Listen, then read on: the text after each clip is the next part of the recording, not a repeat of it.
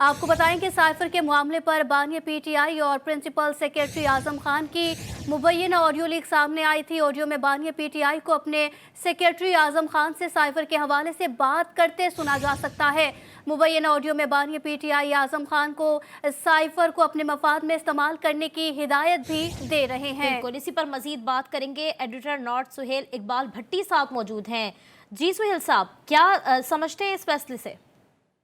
देखिए, cipher case का जो मामला है, जिस तरीके से इसको सियासी मकासद के लिए इस्तेमाल किया गया, रियासत के खिलाफ इसको इस्तेमाल किया गया और फिर कानून की रोशनी में एफआईआर ने इस मामले को टेकअप किया। और बिलखसूस कोई भी केस हो, जब उस केस के किसी भी ऊपर इल्ज़ाम लगता है तो उसके अंदर दो तीन चीज़ें बड़ी मैटर करती हैं कि उसके दस्तावेजी सबूत क्या हैं, उसके गवाहान क्या मौजूद हैं और क्या कानून की वायलेशन हुई है। तो इस केस के अंदर जब एफआईए ने एफआईआर का इंदराज किया था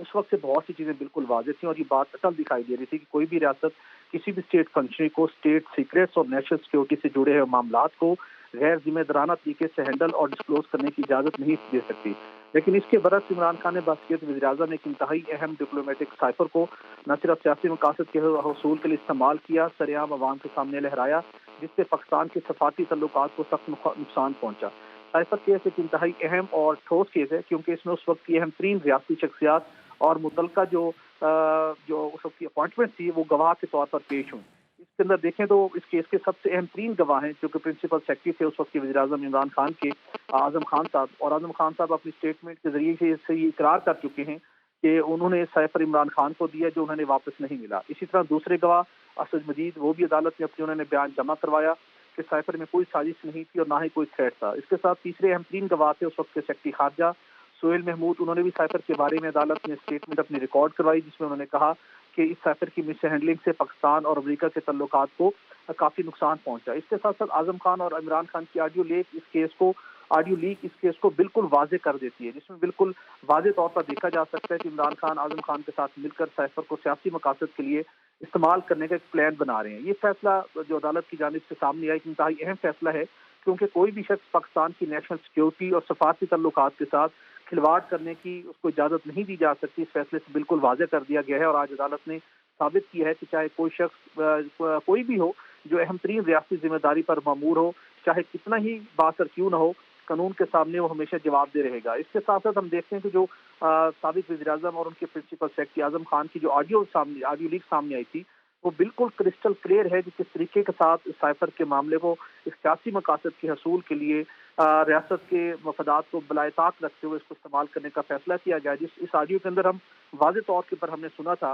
कि जिसमें इमरान खान कहते हैं कि अच्छा अब हमने सिर्फ खेलना है, नाम नहीं लेना अमेरिका का, सिर्फ खेलना है और इसके ऊपर जो कि डेट पहले से थी, जो नई चीज़ आई है ना कि जो कि वो लेटर है। इसके साथ में आजम खान ने कहा सर मैं ये सोच रहा था कि जो साइफर है इसके ऊपर हम एक मीटिंग कर लेते हैं और आपको याद होगा कि इन्वेस्टर ने इसके आखिर में लिखा था कि हम डिमार्च करें, अगर डिमार्च नहीं करते तो इंटरनल मीटिंग कर लेते हैं। क्योंकि रात मैंने बड़ा सोचा है और इम्पोर्टेंट बात ये थी जिस मीटिंग करने की कि शाह कुरैशी और फॉरेन सेक्रेटरी को तलब किया जाए, वो लेटर पढ़ के सुनाएंगे और जो भी वो सुनाएंगे उसकी कॉपी को हम बदल देंगे क्योंकि मिनट्स तो मैं रिकॉर्ड और मिनट्स जब मैं खुद रिकॉर्ड करूंगा, आजम खान साहब ने उस ऑडियो में कहते हुए सुने जा सकते हैं कि मिनट्स मैं रिकॉर्ड करूंगा, उससे हमारा काम हो जाएगा। यानी कि जो साइफर का मामला था वो अपनी जगह पर उसको फिर एक गलत रंग देने के लिए और सियासी मकासद के हसूल के लिए उस वक्त के प्राइम मिनिस्टर और उनके प्रिंसिपल सेक्रेटरी ने प्रॉपर मीटिंग की। उनकी ऑडियो लीक सामने आई जिसके अंदर पूरी हम कह सकते हैं साजिश तैयार की गई जिसके नतीजे में पाकिस्तान के तल्लुकात न सिर्फ अमेरिका से मुतासिर हुए बल्कि